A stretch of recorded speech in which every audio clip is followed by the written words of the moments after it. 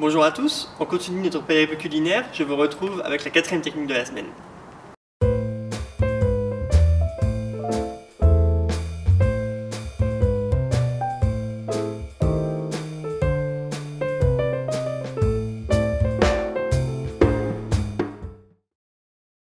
Bonjour à tous, bienvenue sur r2.fr. On continue la recette des samoussas au camembert avec les pommes cuisinées de 4 façons différentes. Donc pour commencer, on va faire le pliage. Donc on va faire un samoussa de camembert, c'est vraiment de l'origami. Si vous maîtrisez le pliage, ce qui n'est pas très difficile, vous n'avez pas besoin de matière collante comme du jaune d'œuf ou autre. Donc pour commencer, je vais ôter la croûte du camembert pour garder que le fondant.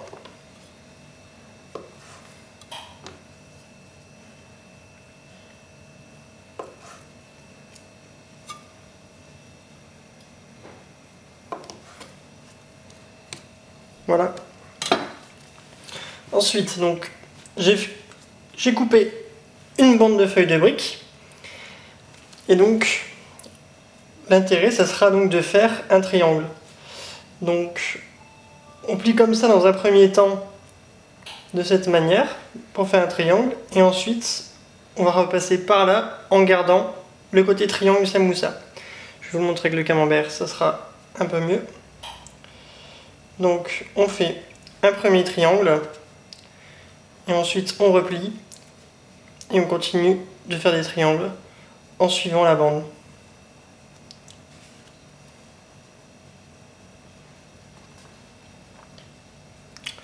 Arrivé au bout, il va vous rester un petit peu de feuille de brique. Vous n'avez plus qu'à la replier dans la petite poche, dans le trou. Et voilà. Vous avez un samoussa étanche. On va faire la même chose avec le deuxième.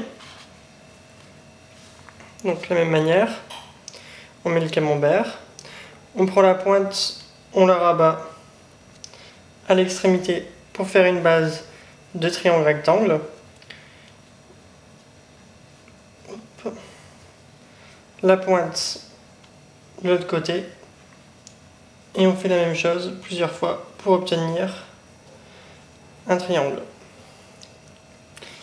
La pâte restante est pliée à l'intérieur du samoussa. Voilà, on a nos deux samoussas de camembert. On va passer à la cuisson des deux éléments. Je vous retrouve donc dans 2 minutes pour la cuisson des deux samoussas. Donc mon huile est bien chaude, je l'ai fait chauffer à environ 170 degrés. On va y plonger les deux samoussas.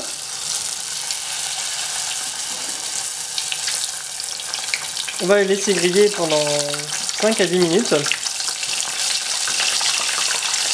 Le fromage sera bien coulant et la feuille de brique sera très croustillante. Je vous retrouve juste après. Nos samoussas sont cuits, donc à la sortie de la friture, comme toute friture, on sale. Donc là, ils sont très croustillants et fondants à l'intérieur, donc prêts à être mangés. Je vous retrouve demain pour la suite de la recette. À bientôt!